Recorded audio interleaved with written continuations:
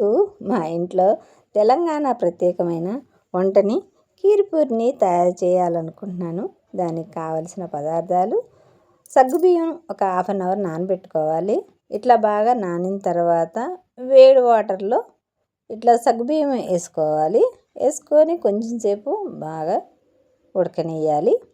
ఉడికిన తర్వాత ఇట్లా ఉడికినాక కొద్దిగా పాలు యాడ్ చేసుకోవాలి. పాలు యాడ్ చేసుకొని ఒక 10 నిమిషాలు ఉంచాలి. ఉంచిన తర్వాత డ్రై ఫ్రూట్స్ అన్నీ వేసుకోవాలి. డ్రై ఫ్రూట్స్ వేసుకున్న తర్వాత 2 స్పూన్ల షుగర్ వేసుకోవాలి.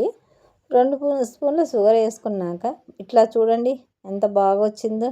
ఇట్లా వచ్చిన తర్వాత సగ్గుబియ్యం వచ్చిన తర్వాత యాలకులు వేసుకోవాలి. యాలకులు వేసుకొని ఇట్లా బాగా వచ్చింది చూడండి, సూపర్గా వచ్చిందండి. ఇది సగ్గుబియ్యం పాయసం రెడీ చేసి పెట్టుకొని తర్వాత పూరీ కోసం పూరీ పిండిలో ఉప్పు వేసి నూనె వేసి వాటర్ పోసి ఇట్లా బాగా కలుపుకోవాలి.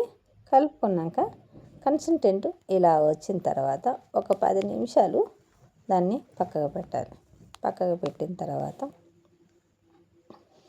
పూరీ పిండి ఇలా వస్తుంది. తెలంగాణలో పండుగలకి కొన్ని ప్రాంతాలలో ఈ కీర్పూరిని బాగా చేసుకొని తింటారండి. ప్రతి ఒక్కరూ పూరీతో కీర్ని నంచుకొని తింటే చాలా బాగుంటుంది. ఇది పండగలప్పుడు చాలా ఫేమస్గా కొన్ని ప్రాంతాలలో చేసుకుంటారు.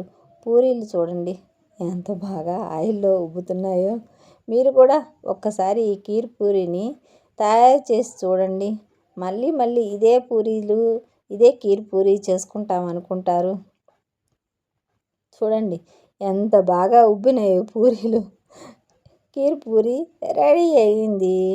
ఇట్లా తయారు చేయడం ఎంతమందికి నచ్చిందో లైక్ చేయండి, షేర్ చేయండి, కామెంట్ చేసుకోండి, సబ్స్క్రైబ్ చేయండి, బెల్ నొక్కండి.